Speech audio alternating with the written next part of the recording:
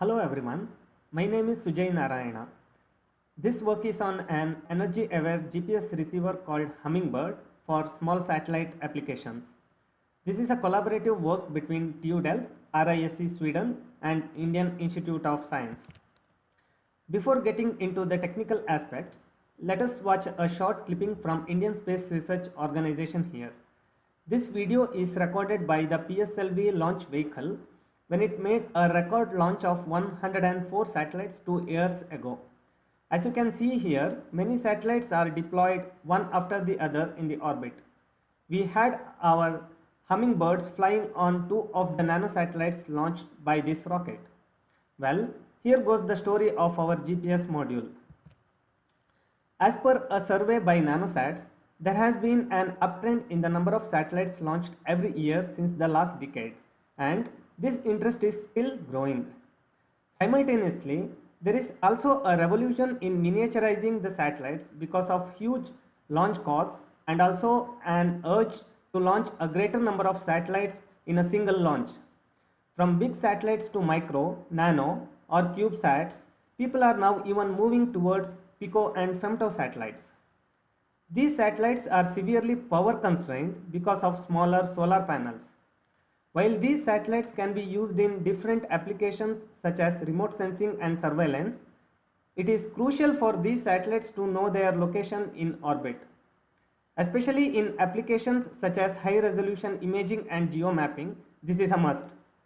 While GPS is one of the main subsystems used for localization in such applications, they are seen as the high energy consuming units, burning even as high as 20% of the total harvested power in small satellites.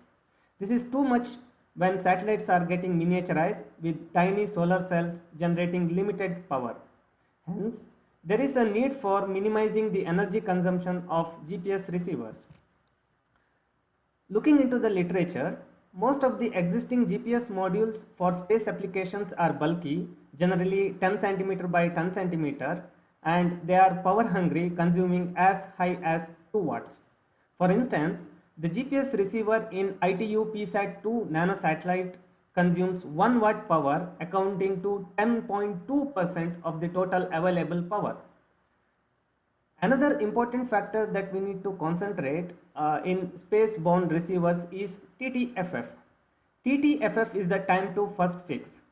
It is the time taken by the receiver to search for the GPS satellites, get locked to at least 4 of them because minimum 4 satellites are required for trilateration and time synchronization, and calculate the position for the first time after it is powered on. So, you can ask now, why can't a satellite wait for just 12 minutes? Well, let us consider a typical application to explain this. It is high resolution satellite imaging system. This application is very complex and it is not as easy as clicking an image with our mobile phones. If we look at the satellite dynamics, they orbit the Earth at tremendously high speed. For instance, satellites at low Earth orbits travel at a speed of approximately 28,000 km per hour, which is 7.8 km per second. That's much faster than a bullet. In this condition, when a GPS is turned on, it should estimate its position quickly and capture the photo. If the GPS takes more time to localize, then you may not get the photo that you wanted. Let us say the satellite is over Canada and you want to capture Niagara Falls. The GPS is turned on, it takes 12 minutes to get the fix, and now it captures the photo. This is what you get. Wow, London Bridge.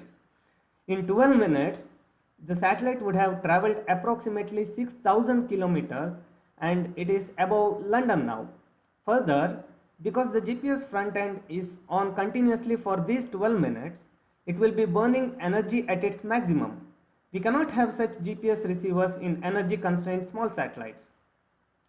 Well, now you may be curious, what is so big deal in having a miniaturized low power GPS chips as we have it on our mobile phones?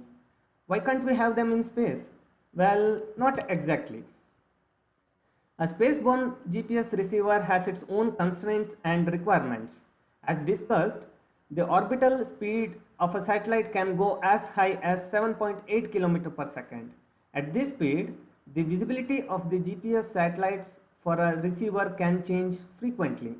Even if a GPS satellite is found by the receiver, it may go out of the field of view of the receiver as it rotates around the Earth.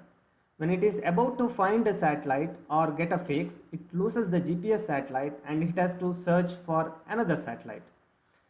This is one of the reasons why TTFF is longer in some space-based GPS receivers. Unlike in mobile chips where assisted GPS is employed, this is not possible in space as there is no internet available. Hence, TTFF is longer if not taken care of. Another usual problem in satellites with no attitude control system is tumbling. These satellites, after deployment, they rotate in random directions as you can see here in the video.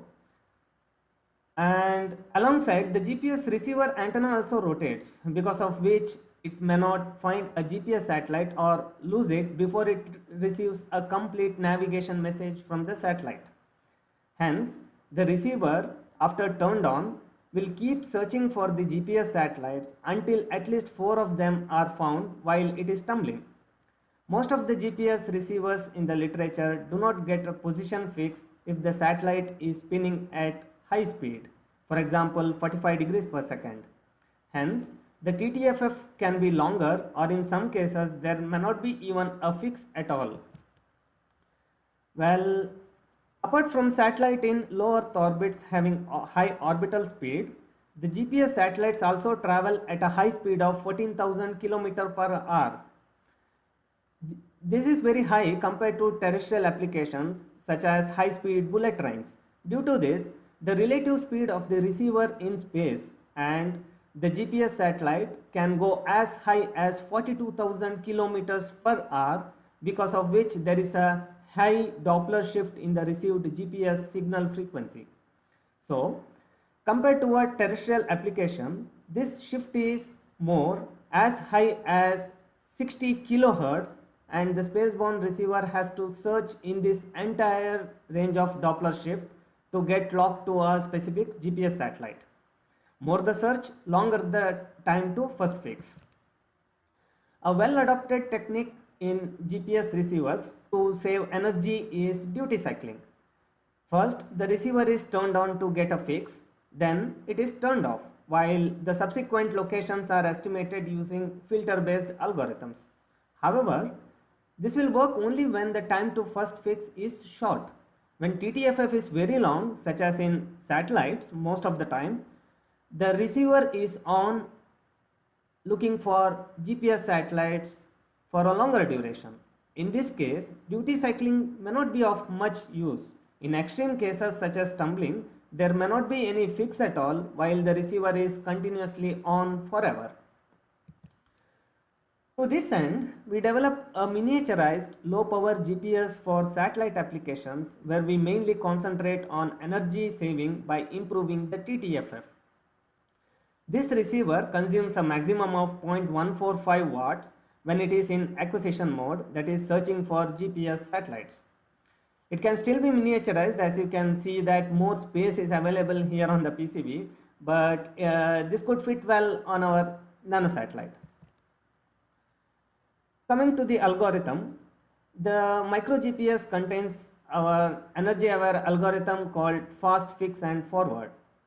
This technique requires the receiver to be loaded with some information about the GPS constellation and the receiver orbit, and this is done before the launch.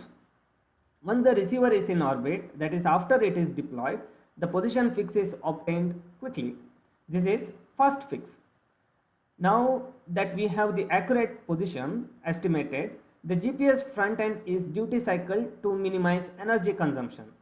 When it is off, we propagate the previous position as the geometry of the orbit is known. This is forwarding. Later, at some point, the GPS front end is turned on again to get a fix so that the error in propagation can be compensated. Let us see this in detail. Before launch, the receiver is updated with the GPS almanac, which is nothing but a file containing the course location information of all the satellites in the GPS constellation. Together, the receiver also contains the two line elements of the satellite on which the receiver is placed. TLE is a set of numbers as shown here that contains the orbital information of a satellite. Using these numbers, the location of a satellite at any time can be estimated. For instance, this omega here is a function of mean anomaly or inclination. In a rocket launch, the deployment time and location for a satellite is fixed so that it can be placed in the designated orbit. Hence, soon after the deployment, the receiver can turn on and get the position quickly as its approximate deployment position is known beforehand. Coming to the GPS theory, GPS signal acquisition is a search process. This process requires replication of both the code and the carrier of the GPS satellites to acquire the signal. Generally, this process is two-dimensional, wherein the replica code with pseudo-random noise or called as gold code is correlated with the received signal at different Doppler frequencies in the range. Here, each cell in y-axis represent one Doppler bin having a shift of 250 Hz from the adjacent cell. In x-axis, it is the PRN code. As you can see on the right, when the replica PRN code correlates with the chunk of the received signal at a certain Doppler frequency, then the receiver has found a satellite. This process is too long in space-bound receivers because of higher Doppler range of frequencies. Hence, we reduce this two-dimensional search process to one dimension. So, how do we do that? Now that the satellite is deployed, the receiver checks for the possible GPS satellites that are visible at that location. This is done using the almanac it contains. At this time, the GPS front end is still turned off. For all the visible satellites, the receiver calculates the Doppler shift in the received frequency using almanac so that the frequency search space is reduced now. With this calculated Doppler frequency for a particular GPS satellite, the actual search for it starts by turning on the GPS front end. Hence, the TTFF will be quicker now with one-dimensional search. Considering 60 kHz of Doppler shift with bins of 250 Hz in y-axis, the search locations of 245,000 bins are reduced to just 1023 bins by eliminating y-axis. This process is continued until at least 4 satellites are found. Once GPS satellites are found, the receiver decodes the navigation messages from the received signal to estimate the position and velocity. This takes a maximum of 30 seconds and is done in the traditional way. However, it is not required to wait for the almanac details to be decoded as we already have it. That was that was uploaded before launch. Well, we have the state vectors now, that is position and velocity of the receiver estimated. Now the GPS front end can be duty cycled to save energy consumption. This is the part where the GPS is turned on and there will be a position fix initially with the improved TTFF. When it is off, the position is propagated over time. We do this using NORAD SGP4 model, wherein the location of satellite at any time can be estimated using TLE. Let us say at this red point, the receiver started searching for the satellites and we have the position fix here on the green point. Now the GPS is turned off and we propagate the position using TLE. However, the error in propagation also has propagated, and at some instant it may be more than the threshold set for that particular satellite mission. Hence, we need to turn on the GPS again to compensate the error and the cycle continues. Therefore, setting a duty cycling period is an optimization problem that depends on the available energy and propagation error in TLE. Though the initial almanac and TLE that was uploaded to the receiver before launch is valid for a few days, they need to be updated to maintain the position accuracy. For instance, if we see a graph here for this specific 16 days old TLE, the error in estimated position is around 500 meters. New almanac can be uploaded by two means, either from ground station or can be decoded from GPS navigation frames itself. However, the latter takes 12 minutes. Similarly, TLE can be uploaded from ground station or it can also be created on board from subsequent GPS fixes. There are existing models to do so. Coming to this simulation evaluation, we evaluated our micro GPS hardware and the algorithm by both simulation as well as launching it on nano satellites. For simulation, we used Spirent G6700 simulator that could emulate space scenarios and transmit RF signals as if they were transmitted from the actual GPS satellites. Here are the results. Looking at the impact of duty cycling interval in the left here, we observe that energy consumption decreases as the duty cycling interval increases. This is because the GPS front end is turned off for a longer duration and position is estimated by TLE propagation. However, there is a catch here. The error in propagated position starts increasing after some point as we see in the right graph. Hence, at a sweet point, that is at 50 minutes in our case here, we need to turn on the GPS front end to get a new fix and compensate the error and then propagate again. We considered three scenarios to evaluate the energy consumption of micro GPS. One, with the receiver continuously on and F-cube algorithm is not loaded. Another with duty cycling once in 50 minutes, and the last one with our algorithm. We observed a huge difference in the energy consumption values with all these three scenarios. Our algorithm could save up to 96% of the energy compared to the first scenario. We could figure out that the energy consumption comes from the GPS front end most of the time. This is the CDF of time to first fix that was obtained during different duty cycling intervals. We could get location fix as early as 4 seconds with our GPS receiver, and the maximum time taken was 33 seconds. It should have been 30 seconds theoretically, that is to decode the navigation frame, but additional 3 seconds here is because of visibility issues or signal losses.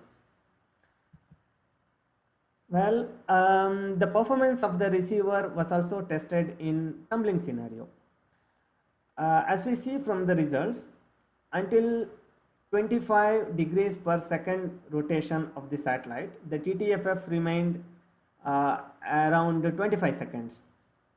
After that, there was an uptrend in TTFF because of frequent loss of visibility or antenna disorientation. Even though the TTFF is longer in this case, it is far better than the GPS receivers in the literature, and at least there was a fix here. Considering the position error, it was increasing after some rotation rate as the rotation created problems in measuring the carrier phase of the receiver signal. That's due to antenna issues. However, the tumbling rate of the satellites won't be so high and it will be around 30 degrees. We compared micro GPS with a few spaceborne receivers in the literature. Our receiver outperformed the rest in power as well as in energy savings. Well, to conclude, we presented a low-cost, low-power GPS receiver costing around just $200 that can be used for nanosatellite applications. The energy-aware algorithm F-cube can not only be used for space applications but also in terrestrial GPS modules, especially when assisted GPS is not available. The next step is to minimize the receiver further maybe to a tiny chip level with embedded antenna, so that it can even be used in femtosatellites.